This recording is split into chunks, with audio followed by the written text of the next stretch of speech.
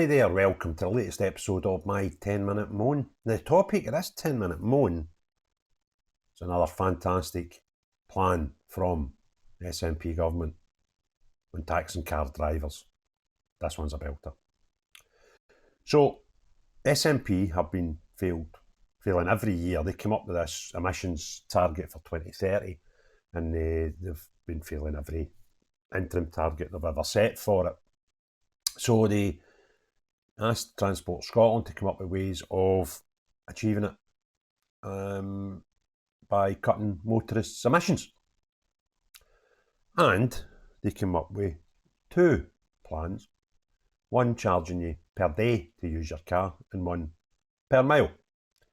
And the two sets of plans, they've gave them three options per, so one of them is like up to £15 a day. I think it's like £5, £10 or £15 every day you use your car in any towns in Scotland. And the other one is like, I'll get the figures in a minute, between 8 and 10 pence per mile. So, they've gave them three options for each of the two options. And they imagine that not only will this achieve the emissions target, also bring in figures between just under £1 billion and just under £2.5 billion per year for the Scottish economy. And I think it's a lot of nonsense. Absolute dribble, right? And first thing is, they're like, oh, that's great, we'll have maybe £2 billion for other Scottish services. Well, yeah, and as I've said a million times before, when we need services to be given money, all we do is put stealth taxes in place to generate that money. And this would be another one. And what would be the problem of looking at things the opposite way around? And instead of saying, well, what can we take off the Scottish people in money to give to other services? Why not look at every penny we have in our services just now and see, make sure we're getting best value for them? Because I don't believe we are. And you could probably save billions per year on services because we waste money. We are quangos and our DIE managers and all this nonsense that we probably don't need. And a good audit into the majority of our expenses, I've been positive, prepared to put good money and my reputation on it, would be able to save the Scottish people billions per year. And that way we get better value for the money we're spending. We get better services without spending more money. And if we have genuinely got services that we need money flung at it, then we've saved it from throwing away our Scottish tax pounds in places where we are not getting good service or good value whatsoever. And this just seems to fit in with that SNP thing. I just throw money at it. We'll get more money off this for something, and we'll. And I don't believe it's a way to govern. I feel it's in 17 years we've proven one thing, that the Scottish National Party can't govern the country. Because I can't think of one single aspect of services that's better than it was 17 years ago. The best barometer I can find to tell you how good the SNP are at impacting positively the life of Scottish people is the fact that they've managed to drive down the life expectancy since they've been in power. That achievement would be quite difficult if that was your plan. Take any country in the Western world and say, right, I'm going to decrease your life expectancy. So they have. They've managed to do it. So they're not very good at managing a country, and anything that they do would probably as well try to do the complete opposite. And this madcap plan, right? Which the worst one to me looks like the charge per day, because the charge per mile, charge per day, £15 every day you turn your engine on. What? It's just, what's that? Next, on a working week alone, why is my brain not working? £75, 150, an extra £300 per month if you use a car just to go to work, Monday to Friday. Why? Why not? Because the Scottish government can't think any other way of bringing down the emissions. And that's still buying into the fact that we need to do it anyway. So what we'll do is we'll charge the Scottish road users, car users, anywhere between £1 and £2.3 billion per year in extra taxes, just so that China and India can build a new coal plant every week, right? So it doesn't actually make any difference. What we do here is getting completely outweighed by actions in India and China. And I'm not that convinced that we need to reduce the CO2 anyway. There's good arguments for and against doing that. And I'm kind of erring on the side that it's all bollocks and we don't need to, right?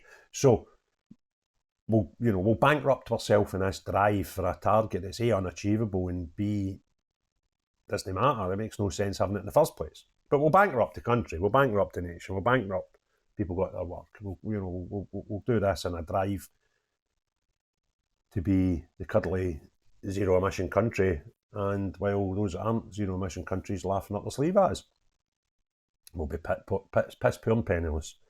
But we'll be able to tick a box and say, we achieved our 2030 target. Did you? Aye. Did you? By doing what?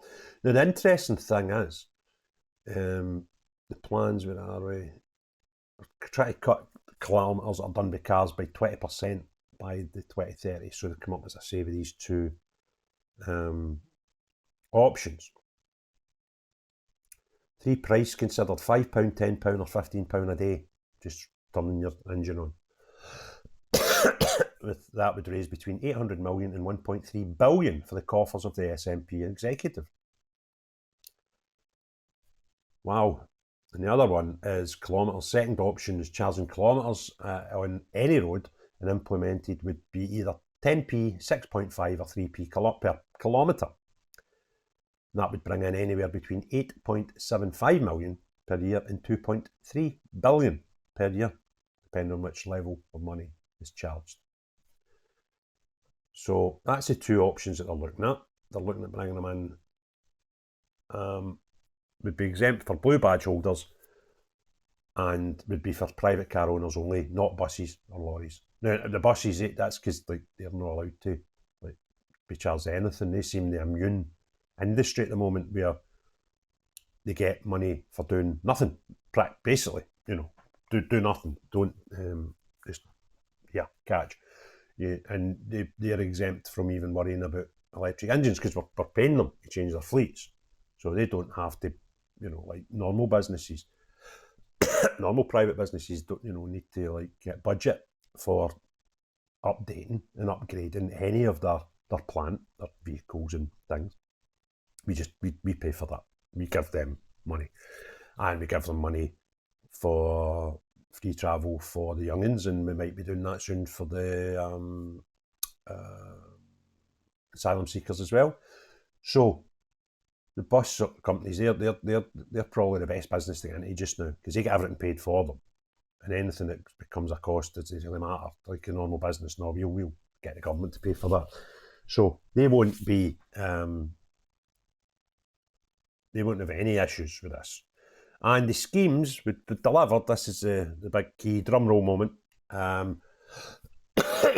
Using technology like ANPR cameras or global navigation satellite systems to record driver mileage.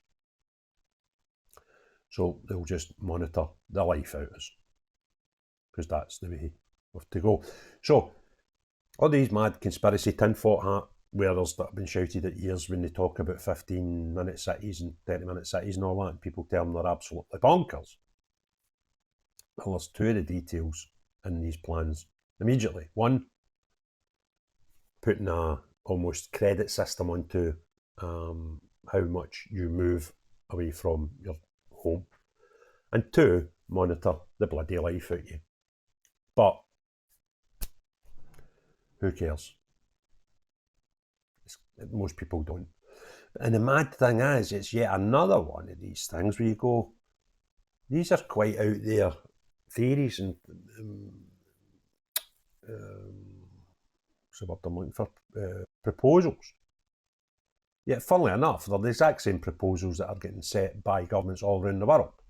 all these governments all around the world just amazingly had these unique thoughts all at the same time.